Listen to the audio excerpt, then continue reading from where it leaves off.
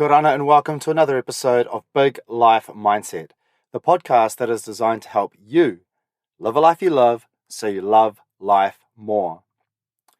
My name is Eddie Rakanui, and this podcast is in the top 10% most shared worldwide on Spotify. I've coached winners of the Westpac Bank Innovation Award. I've created online courses to build your confidence at work. I also do a lot of hitchhiking and provide life coaching to those that I encounter. But above all else, above everything else, is that I'm living a life that I absolutely love. If you've ever had the pressure of organizing an event that has had a large number of people, let's say anything over 100, but you've also had the dynamic of cultural differences, then you're going to appreciate a lot of what comes up next. This podcast, this particular episode, is actually being recorded in a car park outside my daughter's dance class. So you're not going to have the benefit of seeing my amazing features on my YouTube or Spotify channel. But that being said, we'll still get through this in a nice and timely manner. The thing I wanted to start off with is, for many people, this experience is going to have some similarities, but for the actual context of it itself, it's going to be completely foreign to them. What I mean is that over the weekend, we organised our son Kyson's haircutting. Now, haircuttings in general are a pretty run-of-the-mill thing.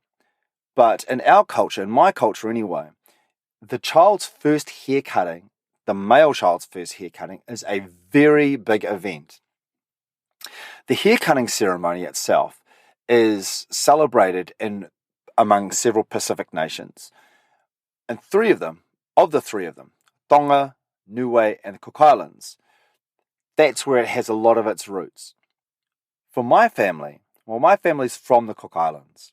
My mother is from Rarotonga, which is the main island, and my father is from Achu, also known as Inuamanu. Within the Cook Islands, and there's 15 separate islands, within the Cook Islands, Inuamanu, or Achu, is the origin. That's the birthplace of the haircutting ceremony. Now, our son is 5, and so this is the first time he's had his hair cut. In terms of the context, or why it's important, the ceremony has been going on for so long that a lot of the stories, or at least the origins of it, have changed over time. And there's a large number of variations as to why we have a haircutting ceremony. If you were to look in the National Archives, they would tell you that in the times of my ancestors, spirits would roam the earth at night and they would feel the heads of the children. And if the child had long hair, then they would leave that child alone. But if the child had short hair, i.e. a boy, then they would take the soul of that child. Now, you can understand how they had that logic, because back in those times, the male child infant mortality rate was a lot higher, and I think it still is. Another variation to that story is that it wasn't the males at all that ever cut their hair. In fact, it was only females that cut their hair. And they did so at the time of a family bereavement. So when somebody in the family had passed away, then they would cut their hair as part of the mourning process. Yet another variation to the story is my father's island is known as a warrior race. Achu tumu, or Achu warrior, is a common phrase that is used. This island earned this phrase and earned this title. And the only way you're going to earn a title of being a warrior race is by having a race of warriors. Now, they would go out and they would sail the Pacific Ocean, and they were known to, often uninvited, conquer other peoples. They would kill the males there. They would take women back. They would take food and crops back to their island. and they were essentially the bullies of their neighbourhood. There's a small group of islands within the Cook Islands called Ngaputoru, which are two other islands that are situated or sited close to where my father's island is from. And they were also known to have to deal with this as a problem, deal with the Archuans, deal with the people from Inuamanu as that was a challenge for them. And you can imagine, back in those days, they would, if somebody turned up on your island, there's nowhere to go. It is very much a kill or be killed environment. So it must have been particularly brutal to have this tribe, this island of warriors who had been honing their craft over hundreds, if not thousands of years, rock up at your doorstep, and there is no alternative. You fight to the death, and that's pretty much it. Anyway, another of those variations that I discussed is that the Archuans, knowing that they were the catalyst for a lot of these problems, were wary of retribution, of revenge from anybody else.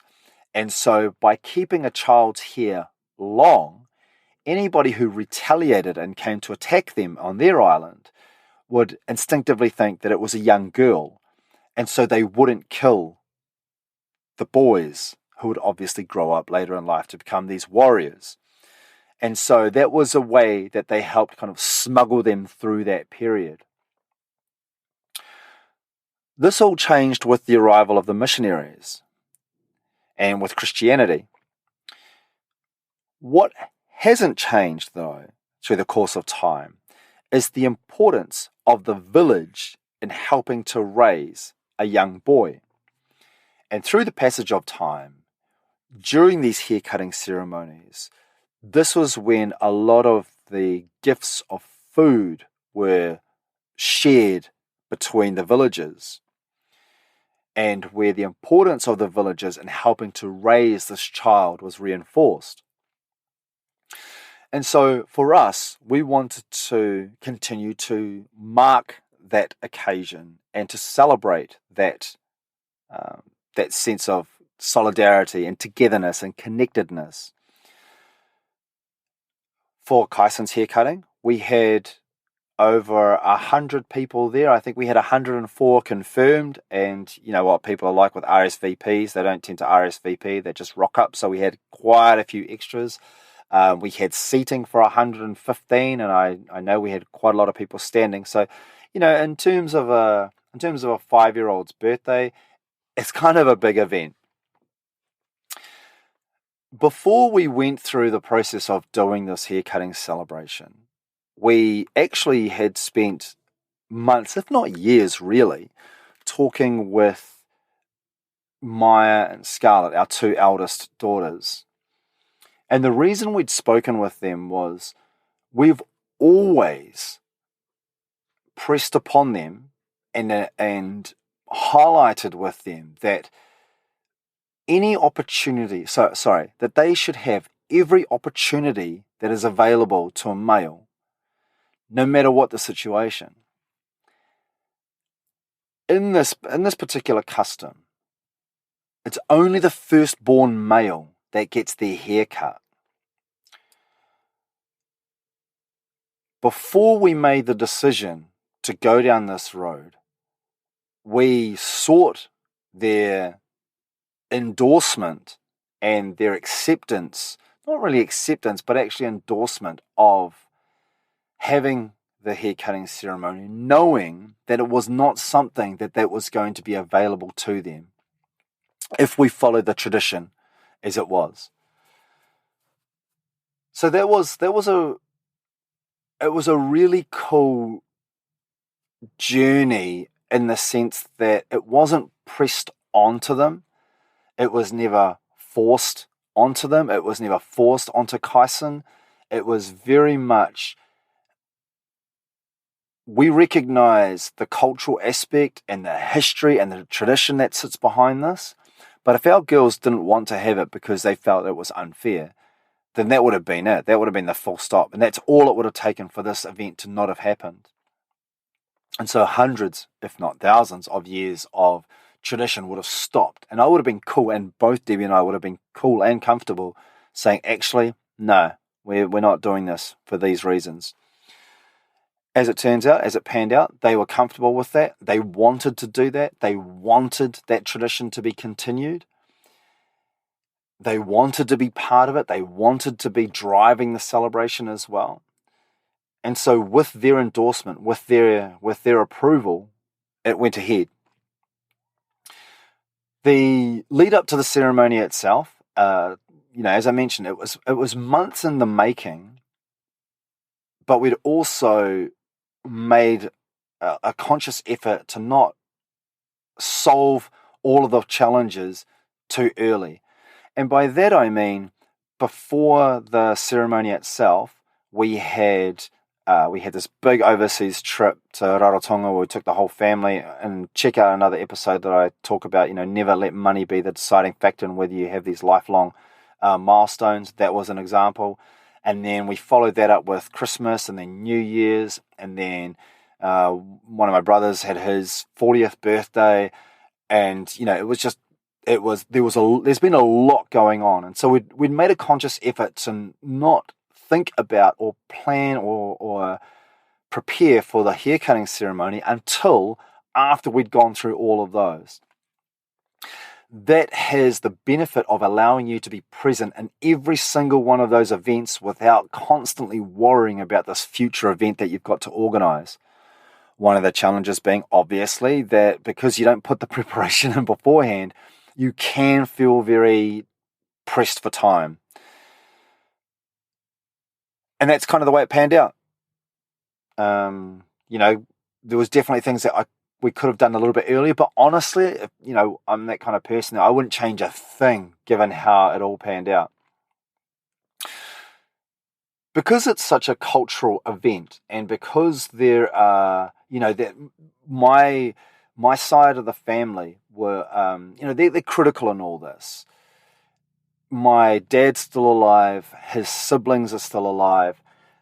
It means a lot to me that if we did something like this event, that we did it right. There's ways and means that you can do it. There's definitely ways you can do it wrong, but there's ways that if you're going to do it, you honor the past, which is what I wanted to do, but also reflect the point in time that we're at now. So in terms of honoring the past, I had met with my dad, who's old school. My dad's old school Islander. My dad grew up in a swamp. My dad, when he was 12 or maybe 14, he saved up enough money to to build his family's first house. Before that, they were living in cut down trees. We call it kiko, coconut trees. Basically, chop down a coconut tree and strip the leaves and the wood and everything, and you build a house out of that. When he was 14 years old, he had saved enough money to buy the materials like the brick and mortar and the cement to build an actual house. So he comes from a generation it's soon about to pass, actually, given his age, but he comes from a generation where they were living in the swamp. For me, it was really important to recognize where this custom has come from and all of my ancestors that it has taken to get to the point that we were at. And so when I talked to my dad about it and said, this is what we're going to do, I needed to factor a lot of that into the decision-making processes. There were some parts that I knew I wanted to do, and there were some parts that I didn't want a bar of. One of the parts that I absolutely knew I wanted to do is the welcoming and the cutting of the hair itself. Now, the welcoming it's a big deal from where my family's from. It's a big deal. The welcoming, which we call a turo, is where you're basically looking back through a window in time to when you weren't welcoming somebody in who had just knocked on your front door and they were half a foot away from you. You were welcoming somebody who may have been 50, 60, 70 meters away from you. And you were welcoming them from that distance after you'd clocked that they were a visitor with good intentions, or they were hostile and they should be treated differently. So when you did a turo, you made sure that that person heard it and they saw it and they knew exactly where you were coming from. You would identify them as somebody that you were going to welcome into your village. So that was the first few lines that I spoke. And if you've listened this far, I'm going to treat you by showing or playing the recording, and even I'll add a link to the video itself of when I did the turo in this hall. Following that turo, I did what we call a pe'e. Now, a pe'e is how would I describe it? A pe'e, this particular pe'e, I'll just focus on that. This particular pe'e is something that has been handed down for generations through my family. And it is, we'll just call it a speech. That's probably the easiest way for people to pick up on it. It's a speech straight after the turo. The pe'e that I used and that I spoke is very significant for my family because it harks back to a chief called Taratoa. Now, Taratoa was widely known around the islands as being a BMF. This dude was a bad motherfucker. You did not cross this guy. If you crossed this guy, you had him and all the other Achu warriors to deal with. Now, the pe'e that he basically, the genesis of the story is that there's another island out in the Pacific, which is fucking miles away. It's not like going for a swim and you're from one place to the other. Like, this place is, you have to navigate with the stars and you're rowing a canoe to try and get there. It's some sizable distance. Now, Taratoa, is unfortunately, he's too old to make this journey. They've been asked by this other island to come over there and help settle a war that's going on. And Taratoa gives this pe'e, says this speech to the warriors as they depart. Now, I'm not gonna tell you what it is. I might later. I don't know how comfortable I am sharing the translation of it. I'm not really sure why I'm not comfortable yet. It's just one of those things where I feel like, do I share this, or is this the right place or time for me, for my family? I don't know. I'll come back to you. Anywho, so I did this pe'e and welcomed my son and my wife and our daughters in through the hall to the throne, to the chair where he's going to sit down and have his haircut. And this like, I had one of my brothers actually mention it, and I really felt this when he said it was, for him, this is a brother from another mother. For him, he said it was spine tingling when he saw this turo and this pe'e unfold. And I really take that to heart because he deals with a lot of people. He deals with a lot of gangsters. He deals with a lot of people on the fringe of society. He sees a lot. He hears a lot. And for him to have his attention fully engaged and to have that kind of experience, it means a lot to me. So I did that and welcomed them in, and then we had these Cook Island drums go off. Now, Cook Island drums are unlike, I reckon, 95% of the drums that you'll ever hear in your life. We do drums, man. We do drums really well.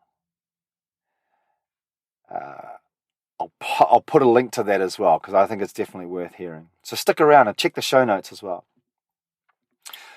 So then the drums go off, and then my son is seated, and then we start to go through the hair cutting ceremony itself. The hair cutting ceremony is, his hair is in ribbons. Now, he hasn't had a haircut. It's his first haircut, right? So his hair is about, let's say, 2.5 feet long, 2 feet long, I think. Hard to tell because it's wavy. It's actually like watching a Pantene ad. Pantene, whatever. VO5, like a hair ad where the person's just got real luscious looking hair. Like that's my son's hair, or that was his hair. And it got put into 11 ribbons. And during the course of the ceremony, each of the ribbons was, a person was called out, and then they would come up and they would cut a ribbon. Now, the people who had been honoured by having their name called out and cutting it were people like his grandparents, so Kyson's grandparents, his godfather, Papa Varani, who was a man that had lived with us, is my uncle. His wife, we looked after him and his wife, but we looked after his wife, my auntie, who had palliative. She was palliative. We provided end-of-life care, and she passed away in our home. I mentioned his godfather. So, yeah, and then his siblings, and then, obviously my wife and I. And during the course of that, each time somebody's cutting up the hair, it's tradition that when the name is called out, that person dances as they come up, present a gift, cut the hair, and then, big beats and everything else on the way out. The drums go off again. And fuck, it was so cool, man. It was such a cool vibe. Would love to do it again, but at the same breath, I'm like, it's quite, pardon me, it takes a lot out of you. So we went through that, and then my dad spoke, and, I got to be honest, man, I was cringing when I thought about what my dad might say. If you want to know what my dad is like, there's an episode, definitely check it out. It'll take you 9 minutes, and it's one of my 9-minute episodes early up, and it's to do with the wedding and the family curse. You should listen to that episode, because that will give you a massive insight into why I was cringing. And just a teaser is the family curse that my dad talks about is how this is the family curse. This is my dad's speech at my wedding, at Debbie and I, when we have our wedding. And my dad talks about how everybody, all the males in my family, cheat on their wives. Far out. Okay, so check that episode out if you want to know why I was cringing, thinking, oh man, this is going to be this is going to be a tough one. But to his eternal credit, he did a really cool speech. It was beautiful. It was for the moment, for the occasion. He brought an element to the occasion that I wouldn't have brought, partly because I'm agnostic, but also he did it the way it needed to be done. He also did this. You mean they did this a song, and the song itself, the style of the music that we have back in the islands, the singing it's unlike very many others. I know there's a couple of islands that I think copied us, but anyhow, it's not about who did it first. It's about enjoying that moment and the energy they bring to it. But there's they sing this song, and it is dope, and it's dope for several reasons. But one of the reasons it's dope, it's that everybody who's singing it is about 65 to 75 years old, and not just that style is fading away. Less and less people are able to sing the style that they sing. So it is gangster on a lot of fronts.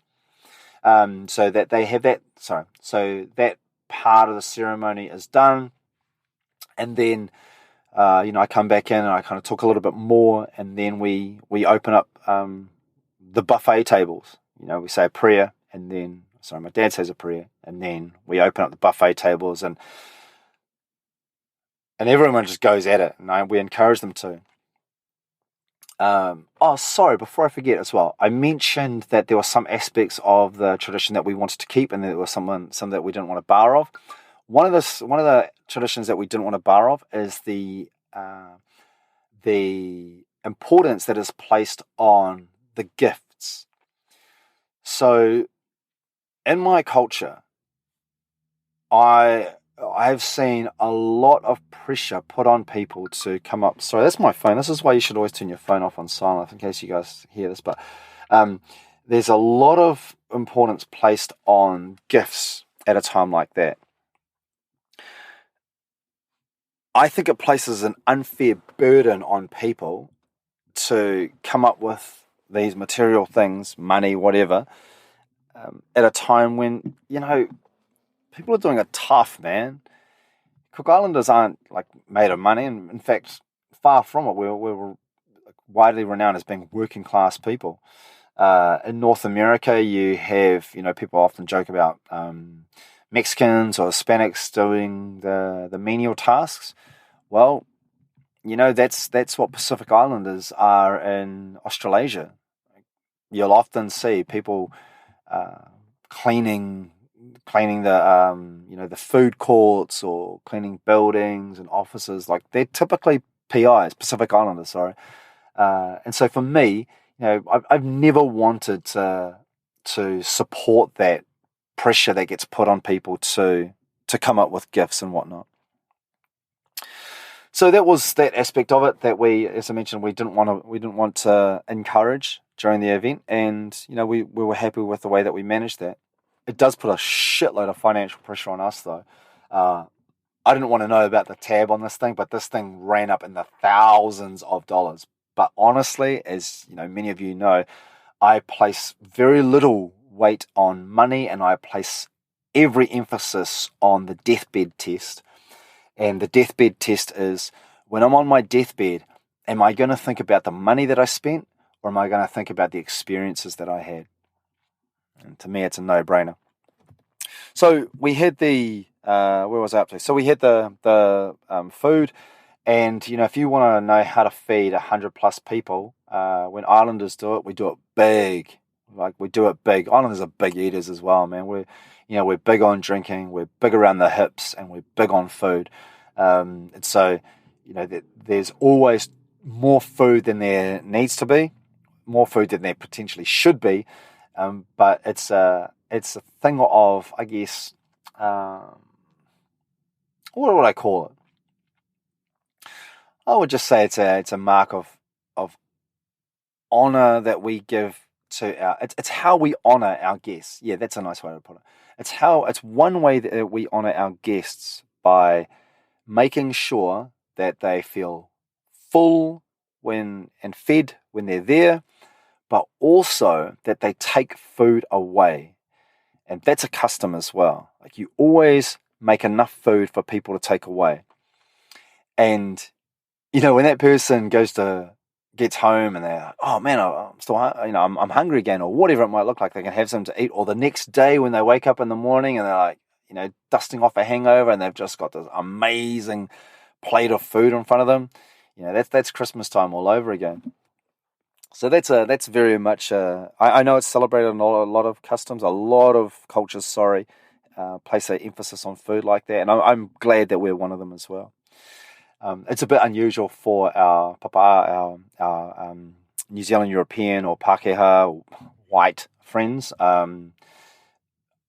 and just like, I had to reinforce to people a lot, because about 80% of the people, 70% of the people that were there were New Zealand European, were white. And so I'm constantly having to say, look, before you go, you have to take food, otherwise it's going to go to waste as well.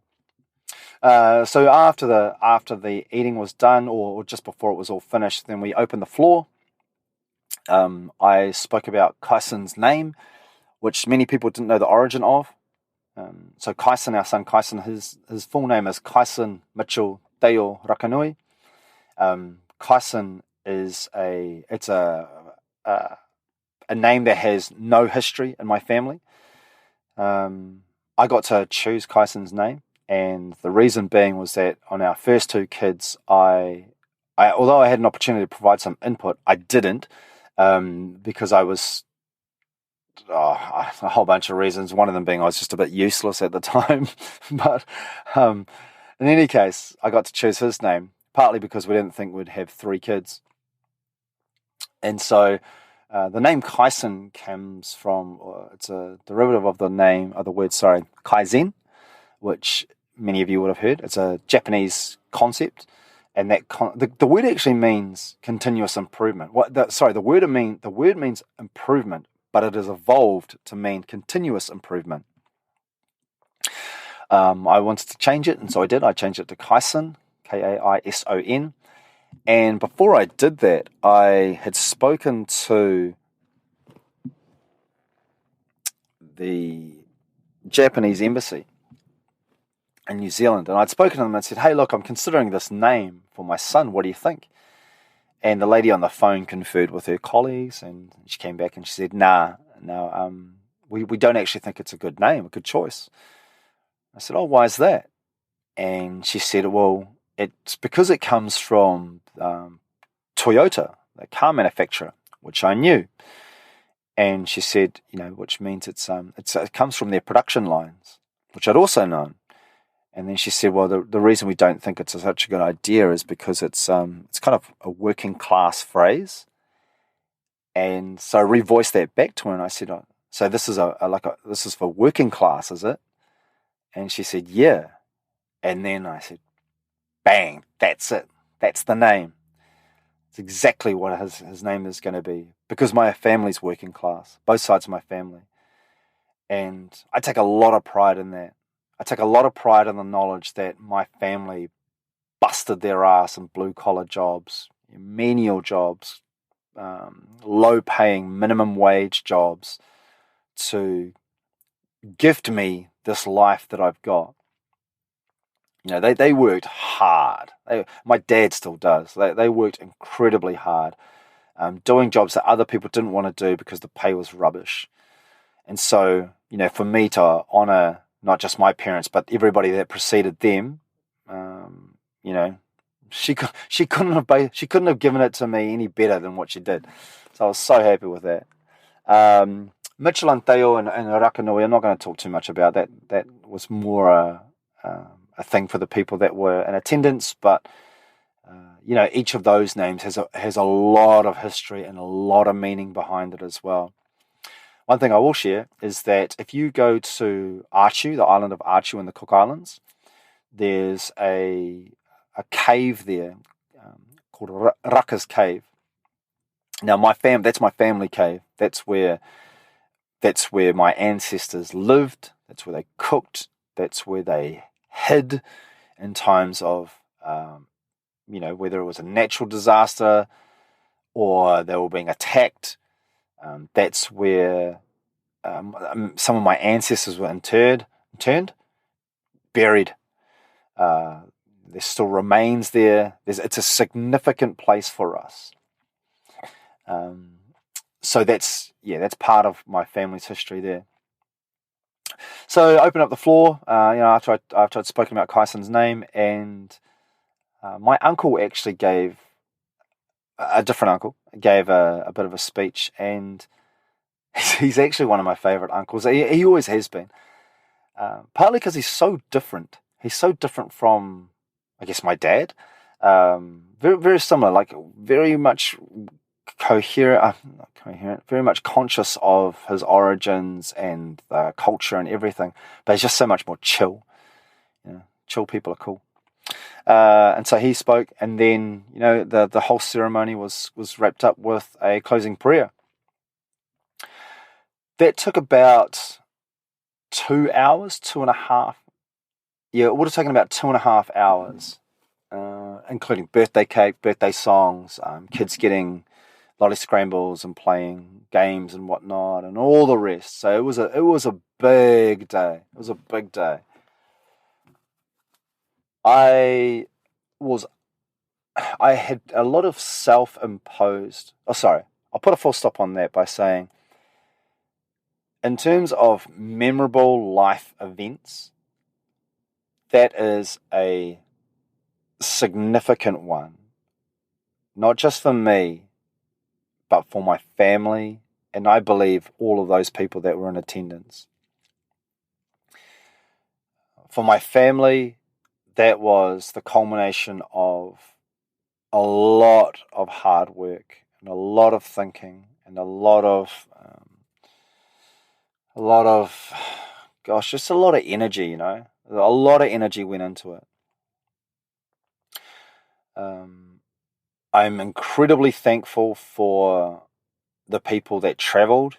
I had my brother and his partner, so my brother Kane, his partner Sandy, and Sandy's son Noema travelled from the Cook Islands to be here. I had people flying in from Auckland, people flying in from Hawke's Bay. These are areas around the country that are just, they've actually been smashed by cyclones, and in some places, just absolutely the flooding has been disastrous. And so, less than a week or two after those significant events, they've taken the time to be at this ceremony, which it means a lot. It means a huge amount. My aunties, my uncles, just everybody. So, any of those that are listening, I know I thanked them before, but I don't know, sometimes you just can't thank people enough, especially when it's that heartfelt. Kyson as well did an amazing job. Like, you imagine putting a 5-year-old boy on a seat that's elevated above everybody else and getting them to sit there for about an hour and a half while everybody's watching them. And then after that hair cutting ceremony, like, the barber had to come up and tidy up his hair, and he also put these these spider webs on his hair, like this little design that he wanted. And our son was just, man, he was just so chill. Like, I couldn't ask any more from the guy than what he did. And I think we'd underestimated him. Debbie mentioned this as well. We'd underestimated him. We thought that he'd be really antsy and whatnot, but there was even a point that I didn't see, but Debbie told me that she went to hold his hand, and in 99 times out of 100, if my wife goes to hold our son's hand, he'll hold it back. But on this occasion, he pushed her away so that he could be there and he could go through that. He was the man. He was the person. And so seeing that, just seeing his the way he held himself, the way he composed himself in a time like that, man, magic stuff. And I remember my hair cutting ceremony as well. I remember aspects of it. And so he's going to remember some of this, guaranteed. Well, I can't guarantee, but obviously he's going to remember some of this. And what a special thing to remember.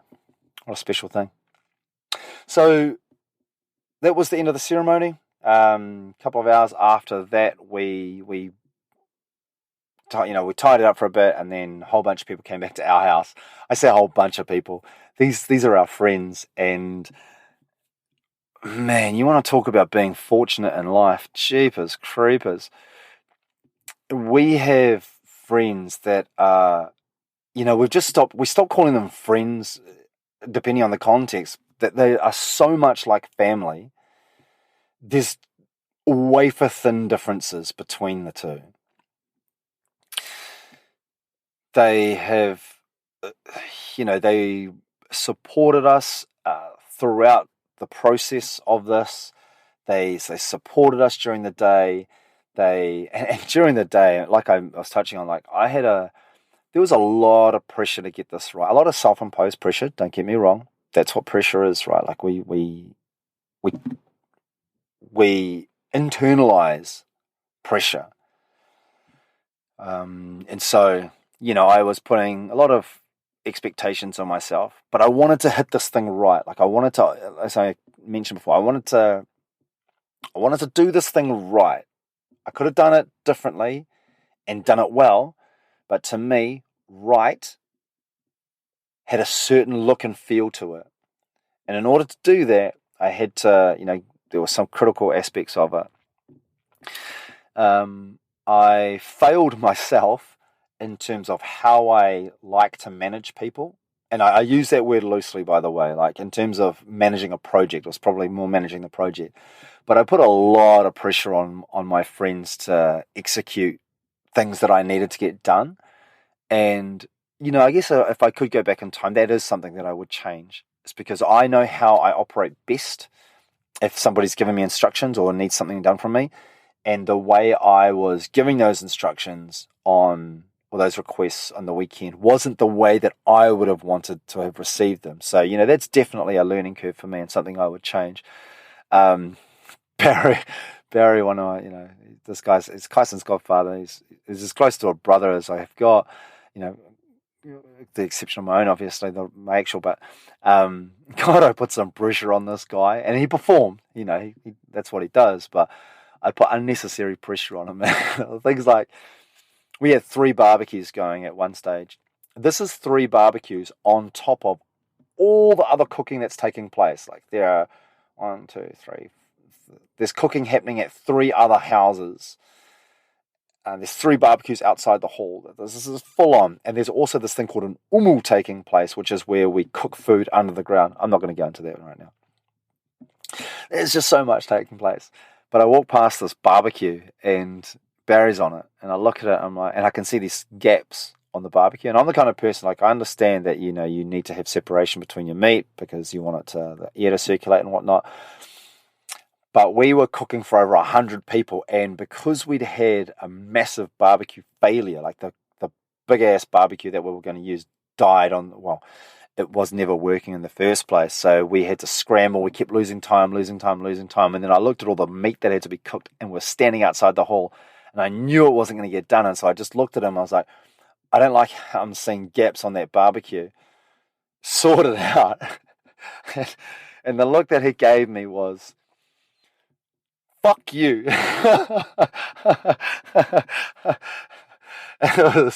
it was as close to him verbalizing it as he could possibly come without actually saying it. And then I walked off, and I'm giving these barking orders at other people, and so I can't thank everybody enough for not just what they did, but dealing with the stress that I was projecting as well. Believe it or not, folks, the stress that I was projecting, because I was conscious, I'm not oblivious when I'm doing something like that. Like, some of it's tactical, believe it or not. Like I know at times where if I exhibit a symptom of stress, especially if people haven't seen it, then they can tell the urgency that sits behind it.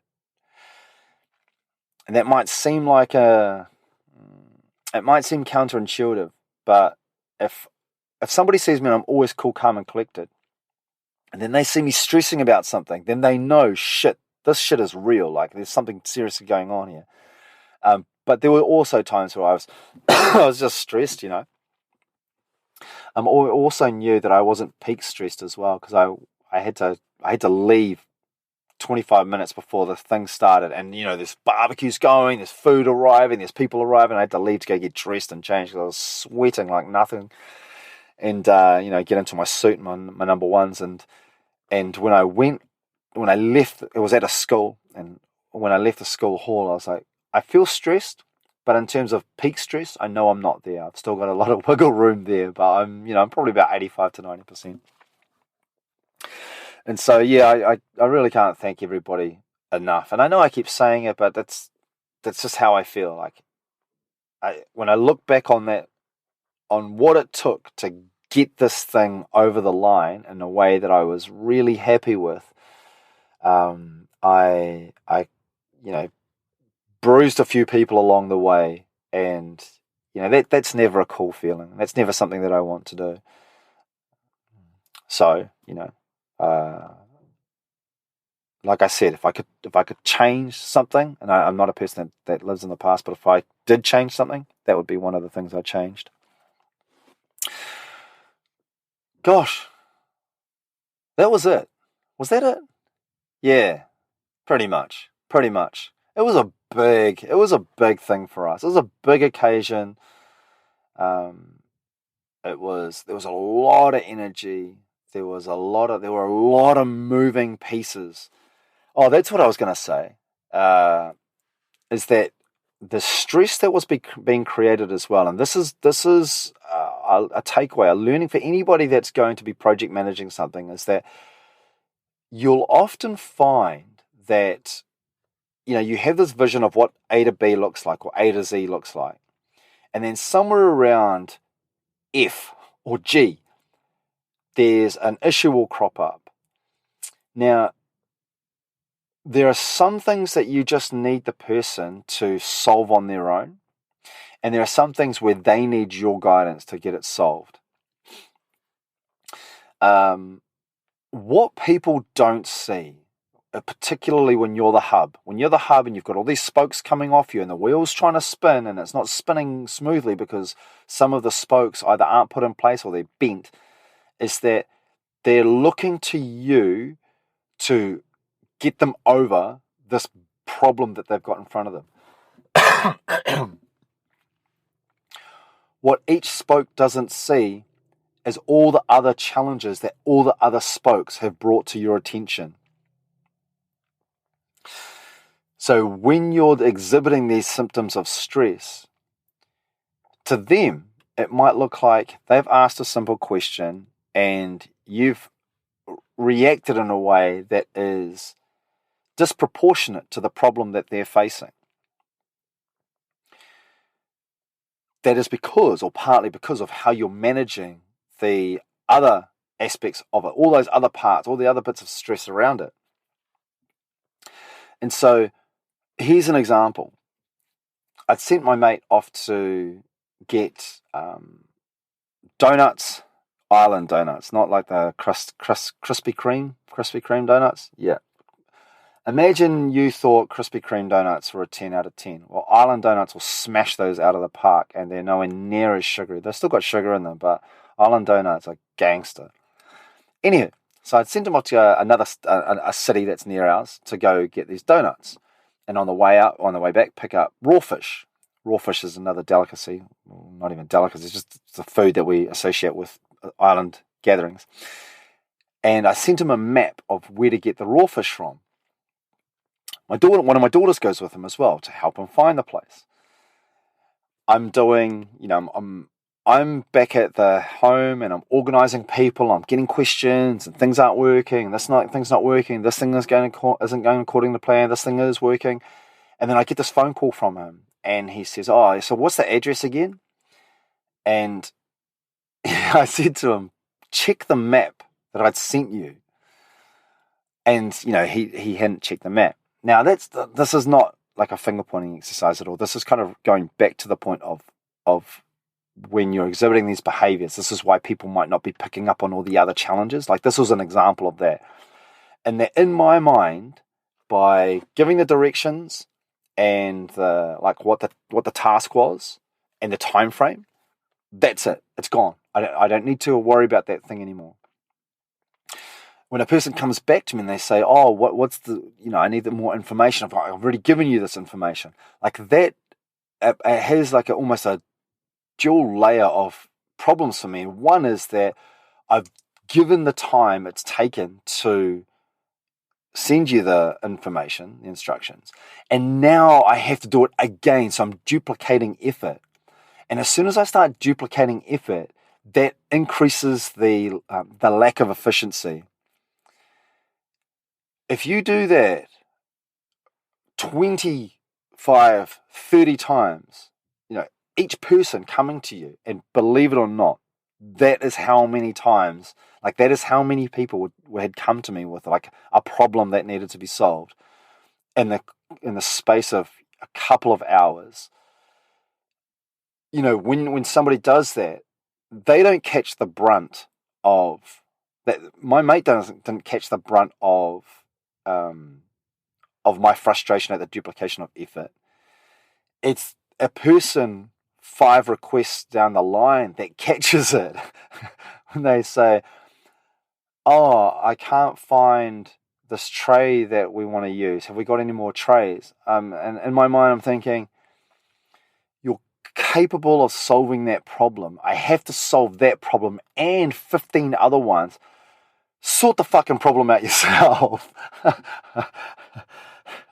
which is basically what happened.